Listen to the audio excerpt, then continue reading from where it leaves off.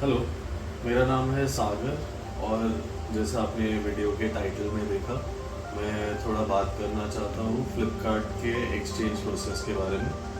आज है 27 सितंबर और मैं फ्लिपकार्ट के बिग बिलियन डेज के सेल में जो सैमसंग S24 था वो उसके दो वेरिएंट्स मैंने परचेज़ किए थे। मेरे पास दो S22 फ़ोन्स हैं, इनको एक्सचेंज करने के लिए।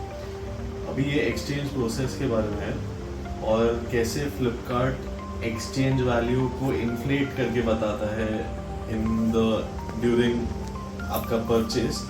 उसमें क्रेडिट कार्ड डिस्काउंट, आपके फ़ोन का इन्फ्लेटेड वैल्यू बताता है और कैसे उनके एजेंट्स घर के दरवाजे में आने से पहले मोटिवेटेड होते हैं प्राइस में कटौती करने के लिए। और मैं आपको एग्जांपल्स भी बताऊँ। सो आज पहले तो ये फ़ोन का ऑर्डर मैंने प्लेस किया था 4 दिन पहले और आज 27 तारीख को वो आउट फॉर डिलीवरी हुआ। मैंने सोचा जल्दी आएगा, बट उनके एजेंट्स बिल्कुल भी रिस्पॉन्सिव नहीं होते। तो ये एजेंट ने मेरा फ़ोन उठाया, मुझसे कहा कि वो 7-8 बजे आएगा क्योंकि 11 बजे तक डिलीवरी है। और जैसे ही वो दरवाजे के अंदर आया उसका नाटक शुरू हो गया था। पहले तो मैंने उसको बोला कि मेरे फ़ोन में ई सिम है, कोई फिजिकल सिम कार्ड है नहीं मेरे पास, तो मुझे ट्रांसफ़र करना है। तो उसका मन बना हुआ था कि उसमें बहुत समय लगता है और वो होता ही नहीं है, आपको गैलरी जाना पड़ेगा, ऐसा कहा था उसने मुझसे। और मैंने देखा है ये कैसे करता है, तो और मैं टेक्निकली काफ़ी साउंड हूँ तो मुझे पता था। तो भी वो अपना गाए जा रहा था कि नहीं, आपको कुछ भी ट्रांसफ़र करने का समय नहीं मिलेगा, हमारे पास समय नहीं है। ये एटीट्यूड लेके वो मेरे दरवाजे के अंदर आया था। इसी से मैं ऑलरेडी थोड़ा सा इरिटेट हो गया था। उसके बाद में फाइनली जब मैंने उसको बोल दिया कि यही तरीका है, इसके अलावा कुछ नहीं है, और इस फ़ोन के बाद में जो दूसरा वाला फ़ोन जिससे रिकॉर्डिंग हो रही है वो भी होने वाला था, तो मैंने स्टार्ट इससे किया ताकि फिर हमें समय मिले जब नया फ़ोन बाहर निकले तो इसको ट्रांसफ़र करने के लिए, या जो भी मतलब ई सिम ही ट्रांसफ़र करना था, बैकअप में ले चुका हूँ। अभी उसे इतना ईगो प्रॉब्लम था कि वो चीज़ें सुनने को तैयार नहीं था। अभी मेरा फ़ोन चार्जिंग पे रखा हुआ था ताकि वो 80% पे पहुंच जाए। तो सिंपलेस्ट थिंग एज आपके पॉलिसी में लिखा है कि फ़ोन 80% तक चार्ज होना चाहिए, तो मुझसे कह रहा है कि नहीं 70% लिखा है, विच मतलब कोई सेंस नहीं बनता है, बट वो उसका एटीट्यूड दर्शाता है ये चीज़। तो अब ये होने के बाद में मैंने फ़ोन उसको दिखाने का कोशिश किया। अब फ़ोन की हालत आप देखो, ये फ़ोन के ऊपर पहले तो स्क्रैच कार्ड लगा हुआ है। पहले दिन से इसके ऊपर स्क्रैच कार्ड लगा हुआ था और कभी ये फ़ोन कवर के बाहर या बिना स्क्रैच कार्ड के रहा ही नहीं है। सो अगर रिफ्लेक्शन देख पा रहे हैं आप, तो इसमें कोई स्क्रैचेस नहीं है, कोई डेंट्स नहीं है, कुछ डैमेज नहीं है, ठीक है। तो जब शुरू हुआ तो उनका एक एप्लीकेशन आता है कॉल्ड यंत्रा। तो यंत्रा में जाके पर्सन अपना चेक्स करने लगा, तो उसमें 3 कलर का स्क्रीन्स होता है। अभी मैंने वो डिलीट कर दिया। सो रेड कलर देखता है वो, ग्रीन कलर देखता है और वो वाइट कलर देखता है। जब रेड कलर स्क्रीन देखा तो ये वाला जो टूल बार था वो दिख रहा था, ग्रीन में भी दिख रहा था। अभी वाइट में, बिकॉज दिस इज़ वाइट, वो नहीं दिख रहा था।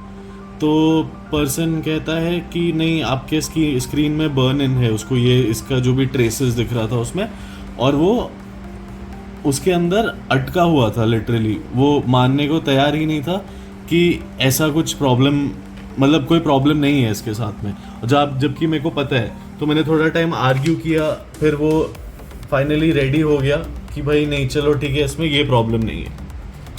फिर वो फ़ोन को एकदम ऐसे बारीकी से परखने लग गया और मैंने देखा उसकी शक्ल पे ऐसा एकदम वियर्ड सा स्माइल आ गया। तो अभी इसमें जो अगर दिख रहा है तो ये यहाँ पर एक ऐसा थोड़ा सा डॉट है, ठीक है। अब ये मेरे को कहने लग गया कि आपके फ़ोन में डैमेज है, तो हम आपका वैल्यू रिड्यूस करेंगे। उसने शुरुआत ही इससे की थी कि हम आपका वैल्यू रिड्यूस कर रहे हैं बिकॉज आपके स्क्रीन में बर्न इन है। वो तैयार नहीं था पहले ये चीज़ मानने को। उसके बाद जैसे उसको ये दिख गया, वो स्क्रीन का बर्न इन भूल गया पूरी तरह से, सिर्फ इसके ऊपर फोकस कर रहा था। फिर मैंने उसको बोला कि ये तो बड़ा मतलब माइनर सा डैमेज है। सोचा चलो 100-200 रुपये होगा, तो ये प्रोसीड किया उसने ऑर्डर वो चेक्स के साथ में, और मुझे मैसेज आया और बहुत बड़े स्माइल करके मुझे बोल रहा है आप मैसेज चेक करो आपको पता चलेगा। तो मेरे को तो लगा 200 रुपीज़ है। जब मैंने मैसेज चेक किया तब मेरे को 1800 रुपीज़ 18 समथिंग इतना डिडक्शन दिखा रहा है सिर्फ ये एक डॉट के लिए।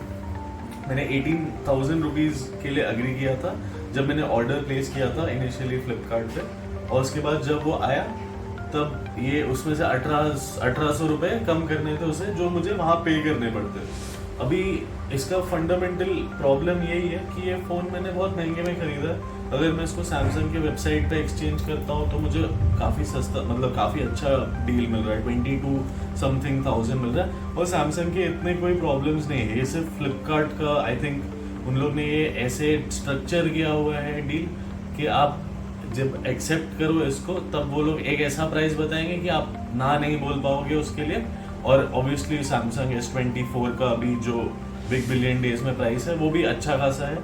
सो आपको वो फंसा लेंगे उसके अंदर, फिर जब वो यहाँ आएंगे तो एकदम माइनर नुक्स निकालना स्टार्ट कर देंगे। अभी मेरे पास और भी चीज़ें हैं, जैसे मेरे पास बॉक्स है, बिल है, उसके अंदर का वायर तो मैंने कभी निकाला ही नहीं है। सो ये सारा कुछ है। 2 फ़ोन हो रहे थे मेरे एक साथ में, दूसरा फ़ोन में उसको कोई प्रॉब्लम नज़र नहीं आया, बट जब उसने इसके साथ में ऐसा किया तो मैं थोड़ा पुट ऑफ हो गया ऑनेस्टली। मैंने उसको बोला भाई मुझे दोनों भी नहीं करना, धंधा ही नहीं देना आप लोग को। और क्या मतलब ये लोग के साथ में बिजनेस करके, ये लोग तो ऐसे उल्लू बनाने के लिए, लूटने के लिए घूम रहे लोगों को। ये इतना अच्छा फ़ोन ब्रांड न्यू जैसा दिखता है, मैंने खुद ही कभी इसको हाथ नहीं लगा। मेरा ग्लास उतरवाया पहली बात तो, उसके बाद में जो भी फीस वीस लगने वाला है वो तो अभी चलो देखते हैं जब रिफंड आएगा तो कितना कुछ कटा या नहीं कटा फीस। बट ये तो बहुत ही अनएक्सेप्टेबल वाली बात हो गई कि ये लोग आपको एक एक्स वैल्यू बताते हैं, आप बोल रहे हो फ्लॉलेस है और ये है फ्लॉलेस। इसमें ये एकदम मतलब ऐसे माइक्रो डॉट है जो मतलब शायद नहीं भी है, and otherwise there is no scratches. वो बंदा खुद भी ये तो बोलने को रेडी था। तो इसके बाद में मैंने उसके सीनियर से बात किया, सीनियर ने बोला नहीं जो विश मास्टर बोल रहे हैं वही सही है, नहीं तो उनके सैलरी से कटेगा। बट ये बंदा आया ही इस हिसाब से था और उसकी शक्ल पे लिखा हुआ था कि वो पैसे कट करने आए हैं। सो ओवरऑल मैंने नहीं किया एक्सचेंज, मैंने अपने दोनों फ़ोन अपने पास रख लिए, मैंने रिटर्न कर दिया। अब मेरा सजेशन आप लोग के लिए ये है कि आप इसमें जाओ ही मत, ये एक बड़ा स्कैम है। ये आपको, अगर आपने बहुत जैसे जान से प्यार से रख के फ़ोन यूज़ किया है तो आपको बुरा ही लगने वाला है at the end of the day. तो अगर आप फुल प्राइस पे आपको खरीदना है तो ठीक है। अभी उसके बारे में भी एक चीज़, पूरे दुनिया में अमेज़ॉन पे नहीं है, सैमसंग में नहीं है, सिर्फ फ्लिपकार्ट पे ऐसा कैसे हो सकता है कि इनको ये फ़ोन इतने कट रेट में लोग बेच रहे हैं। अब सैमसंग फ्लिपकार्ट को ऑब्वियसली मार्जिन्स देता है, जो रिटेलर मार्जिन होता है वो जो भी होगा 10-20%, 30%, मुझे पता नहीं फ़ोन कैटेगरी में कितना मार्जिन होता है, बट जितना भी मार्जिन दे रहा है ये उससे भी कम में बेच रहा है। मतलब या तो फ्लिपकार्ट लॉस में बेच रहा है या तो सैमसंग US के S24 जो स्नैपड्रैगन वाले वर्जन है जो रिटर्न हुए थे स्टोर में, उसको रीफर्ब करके वापस भेज रहे हैं और वो लोग ने रीपैक करके इंडिया भेजा उनको क्लियर करके, and they are supporting with warranty. कोई तो गड़बड़ है क्योंकि और कहीं भी ऐसा प्राइस नहीं मिल रहा है। तो आई थिंक फाइनली मैंने अपना पीस बना लिया है वो चीज़ के साथ में कि शायद ये कुछ तो गड़बड़ था और उससे मैं बच गया हूँ, और मैं ये वीडियो भी इसीलिए स्पेसिफिकली बना रहा हूँ ताकि आप बच जाए इससे। और पता नहीं मतलब क्या पता कितने और लोगों को ठग रहे हैं। मेरे बिल्डिंग में भी एक और पर्सन के पास गया, आई एम श्योर उसका भी कोई डिससेटिस्फाइड ही होगा वो, तो पता नहीं वो इतना एरोगेंट सा बंदा भेजा है इन लोग ने एक तो कि आप खुद ही भड़क जाओगे उस पर। और मैंने तो ये I made it a point कि मैं उनसे बिजनेस नहीं करूँ इसके आगे, तो मैंने दोनों भी ऑर्डर कैंसिल कर दिए रिटर्न। ये भी मुझे एक और मैसेज आया, शायद से वो रिफंड का होगा, बट मैं रुकूंगा। मैं सैमसंग पे जब भी सेल आएगा तब सैमसंग से खरीदूंगा मैं सीधे। ये तो मेरा अभी ऐसे ही रहेगा, इसमें कोई प्रॉब्लम तो है नहीं, एकदम नया फ़ोन है। सिर्फ मेरा जो मेन नुकसान हुआ वो अभी जो फीस कटेगा शायद वो होगा, और मैंने इसका एक स्क्रैच कार्ड निकाला। लकीली मेरे पास एक और स्क्रैच कार्ड स्टैंड बाय में हमेशा रहता है, तो मैंने इमीडिएटली वो लगा दिया। अब इतना केयर करने के बाद जब आप फ़ोन निकालने जाओगे और एक ऐसे कुछ भी पकड़ के एकदम, मतलब ये तो दिख भी नहीं रहा, ऐसी चीज़ पकड़ के अगर वो लोग आपका फ़ोन का कॉस्ट रिड्यूस करने जाएंगे तो फिर कोई मतलब नहीं है। एंड मेरे को पता नहीं ये फ्लिपकार्ट का प्रॉब्लम है या नहीं, बट वो डिलीवरी पार्टनर तो मुझे सच में बहुत फिशी लगा।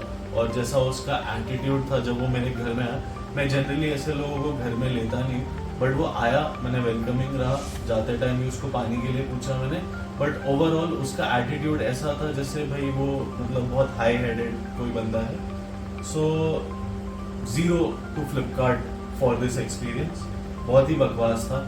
एंड आई वुड सजेस्ट कि आप लोग कोई मत करे ये चीज़, कोई मतलब या तो OLX पे भेज दो या तो फेसबुक पे भेज दो, और आपको हेडेक नहीं चाहिए तो मतलब एक्सचेंज करो, बट कोई वैल्यू एक्सपेक्ट मत करना। एक्सपेक्ट करना कि आपके फ़ोन में एकदम छोटा सा भी कुछ रहेगा, मतलब एक चीज़ भी रहेगा, जैसे मेरे फ़ोन में ऐसा फुल फ्लेजेड एकदम क्लीन फ़ोन है और एक डॉट है, उसके लिए भी ये लोग आपके पैसे काटेंगे।